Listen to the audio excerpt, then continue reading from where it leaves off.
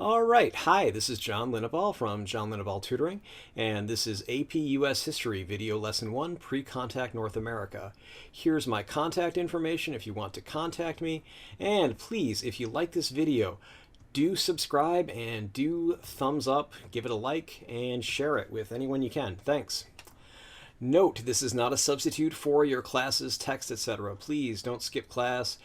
Don't ignore your teacher's class texts, handouts, whatever, because while this is based on Barron's AP United States History Review Book, 4th edition, and Princeton Review's AP US History 2019, as well as my general knowledge of US history, things I've looked up on Wikipedia, etc., it's not a substitute for whatever your teacher is going to ask and wants to emphasize for his or her actual tests besides the AP US History test. So please read your text and pay attention to what the teacher says in class. Now on with the show. The origin of Native Americans. Native Americans came to North America from Asia by crossing a land bridge across what is now the Bering Strait, roughly 40,000 to 15,000 years ago. So sometime during that time, as the Ice Age ended, sea levels rose from the melting ice sheets covering that land bridge, thus creating the Bering Strait and making it impossible to walk across. Once across the strait into present-day Alaska, some settled there, and they became the Inuit or the Eskimo. The Inuit people basically look like Asian people, like you see in this background picture here, because they essentially are. So let's move on. Native Americans roamed and adapted to various areas. Obviously, most people who crossed the Bering Strait didn't stay in Alaska, otherwise there would have been just very few Native Americans when Columbus landed, etc. So, but we can see here is the Bering Strait right about here. Here's where they would have crossed. Anyway, let's move on. So, some of them went down to the Pacific Northwest, present-day Washington State, Oregon, British Columbia, etc. So, the Chinook tribe lived along the Columbia River and practiced hunting, fishing, and foraging, which is just another word for gathering. The Chinook salmon is named after that tribe. The Chinook mostly lived in settlements rather than wandering, that is, being nomadic. And they built things like this, like these totem poles, etc. The Chinook had a high level of economic advancement and social stratification.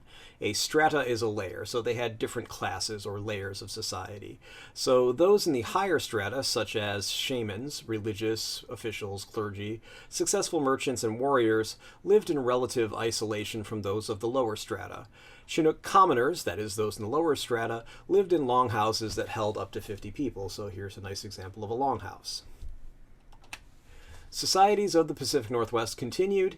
Okay, we have totem poles. Now we've all heard expressions like the low man on the totem pole. That's the person who's on the bottom here.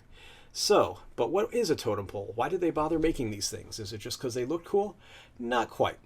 The University of British Columbia, that's in Canada, states totem poles are monuments created by First Nations, that's the Canadian term for Native American tribes, of the Pacific Northwest to represent and commemorate ancestry, history, people, or events. Totem poles are typically created out of red cedar, a malleable wood, I should say. So it's something that's easy to carve, it's easy to shape, relatively abundant in the Pacific Northwest, and would be erected to be visible within a community. Societies of the Pacific Northwest continued even further. Potlatch. Wikipedia says a potlatch is a gift-giving feast practiced by indigenous peoples of the Pacific Northwest coast of Canada and the United States, among whom it is traditionally the primary economic system. This includes the Haltsuk, Haida, Nuksak, Tlingit, Maka, Chimisan, Nuchanult, Kawakawa, I'm sure I butchered that pronunciation, sorry about that, and Coast Salish cultures. Sorry if I've offended anyone by mispronouncing those badly. Anyway, the word comes from the Chinook jargon meaning to give away or a gift, originally from the Nuchanult word palach, to make a ceremonial gift in a potlatch. So think of it as a way for the wealthy to demonstrate their power through generosity. Look what I can afford to give you! So here we go. Societies of the Southwest. So some of these people moved further south to the Southwest. And maize, called corn in the United States, cultivation started in present-day Mexico, spreading into what is now the southwestern United States and most of the rest of present-day United States. Maize cultivation, what we normally call corn in the US, but in foreign countries they call it maize to distinguish it from other kinds of corn, because corn is just a generic English term meaning grain outside the US. Anyway, maize cultivation led to economic development among the native tribes. Societies of the Southwest continued. Pueblo was one of the major tribes of the Southwest, and they were named that by the Spanish since they lived in small towns, or pueblos in Spanish. Pueblo culture started to develop around 900 AD, or CE. CE stands for Common Era, basically means the same thing as AD without being a religious term, because AD is Anno Domini, or Year of Our Lord. In present-day Utah, Colorado, Arizona, and New Mexico, early pueblos, also called Anasazi, came to depend on maize farming. So, maize farming allowed Pueblo/Anasazi to settle and create architecturally and culturally sophisticated settlements, basically small towns or pueblos. Some of these structures, such as those found in the Chaco Canyon of today's New Mexico, contained hundreds of rooms. Sorry, having a little trouble talking right now. Okay. Societies of the Southwest continued even further. Climate change, volcanic eruptions, and severe drought caused many pueblos to disperse, leaving their buildings. Some joined the Hopi and Zuni in today's western New Mexico, with others joining communities in the Rio Grande Valley. This was called the Great Migration, which weakened the Pueblo settlements just before Europeans arrived. Societies of the Great Basin and Great Plains. The Shoshone, the Ute, the Paiute, those are tribes of the Great Plains/Great Basin. The Great Basin is a 400,000 square mile, or approximately 1,036,000 square kilometer area between the Rocky and Sierra Nevada mountains. It's very environmentally diverse but lacks natural resources. Societies of the Great Basin and Great Plains continued. The temperatures rose about 5,000 years ago, and that dried the west out, made it a desert. So the climate led to a desert culture among the natives. Seasonable mobility would be basically that hunters and gatherers moved all year. They became basically desert nomads in the Americas, just like they have them in the Middle East. Desert tribes made baskets like this one you see here because they were nomadic, and baskets are light. Tribes that were more settled made pottery because it's very durable and pottery is heavy. So if you were walking all over the place, you probably weren't going to carry around a lot of pottery. And if you were staying in one place, you probably wanted something that was a little more substantial than a basket. Societies of the Great Basin and Great Plains. The Great Plains are a huge area of the U.S. and Canada that extends from the Mississippi to the Rocky Mountains. Plains Indians, like this guy in the background, are the stereotypical feathered headdresses wearing, horse riding, buffalo hunting Indians shown in countless artworks, like cheesy paintings that you might see in a cheap motel room, or that you can buy at certain stores and things like that. Anyway, those are the ones that you see in the artworks commemorating Indian, Native American culture. And it's really untrue for most Native Americans, even Plains Indians. Most of them did not look like this guy. Societies of the Great Plains continued even further. Plains Indians did hunt buffalo, but did it mostly on foot. One reason is that horses, while originating in North America, were extinct in North America until reintroduced by the Spanish. And the buffalo hunting tribes, the Sioux, the Blackfoot, the Cheyenne, Arapaho,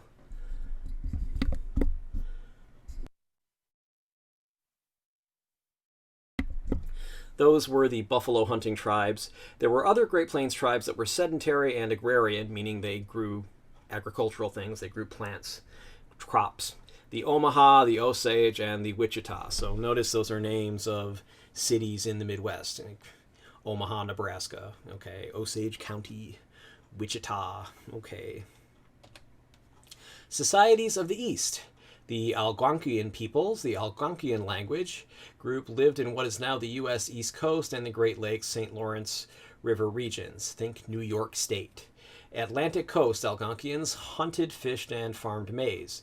Northeastern Algonquians, those who lived in present-day New England, didn't farm because it was too cold, so they hunted and fished. And they also lived in their long houses that you can see in the background picture here. The Iroquois Great League of Peace, another society of the East, in what is now New York State, groups of Iroquoian-speaking peoples formed a confederation, the Iroquois Confederacy. Those tribes were the Mohawks, or the Mohicans. You've heard of the Last of the Mohicans. You've heard of the punk rock hairstyle, the Mohawk. That's where they got it from. The Oneidas, the Cayugas, the Senecas. They are believed to date back to at least the 15th century AD or CE, also known as Haudenosaunee, which are the people of the Longhouse. That was also my Order of the Arrow. They were called the Haudenosaunee because I'm originally from Western New York. So when I was in the Boy Scouts, that was our Order of the Arrow unit's name. Anyway, you can look this up on Wikipedia. Just go to the entry for Iroquois. The League was formed to prevent infighting, and it created a powerful political force. For example, it could resist attacks from outsiders, including Europeans after contact. Could also be other native tribes that maybe weren't so friendly to the Iroquois. They would have to deal with, basically 4 tribes instead of 1. If you want to contact me, you can contact me on Facebook at www.facebook.com/LinneBallTutoring. You can contact me on Instagram at www.instagram.com, John Linneball Tutoring, john.linneball.tutoring. You can call me or text me at 415-623-4251. You can email me at john@johnlinneball.com. And you can find me at my website, www.johnlinneball or www.johnlinneballtutoring.com. All one word, doesn't matter, they take you to the same site. And testpreparation.locals.com is my locals.com site. I'm still in the midst of putting things up on there. There's a few technical things that I have to get around, such as a half-hour limitation on videos. So a video such as this one, I might have to split in half just so it will actually fit on there and I won't exceed any limits. And if you want to send me postal mail, you can mail John Linneball Tutoring at 1859 Powell Street, number 109, San Francisco, California, 94133. Did you find this video useful? Please like it and subscribe to my channel. Neither one costs you anything. You'll be alerted about my new videos. Why do I care? Well, it's simple. YouTube doesn't let me share any ad revenue unless I have 1,000 subscribers and 4,000 hours. That's 240,000 minutes of view time in a year. While many people are watching these, I don't have 4,000 hours of watch time in the last year. I also still don't have 1,000 subscribers at this time, although I'm getting close. For the same reasons, you are not only welcome, but encouraged to share links to this video, put it in playlists, etc. I'm always happy to read and respond to constructive criticism or suggestions for new videos. I'd appreciate your input. I reserve the right to delete comments from and block those who specialize in destructive criticism, trolls, or things that are off topic, things that are posted by spammers and disturbed people. Anyway, thanks for watching. Have a good day.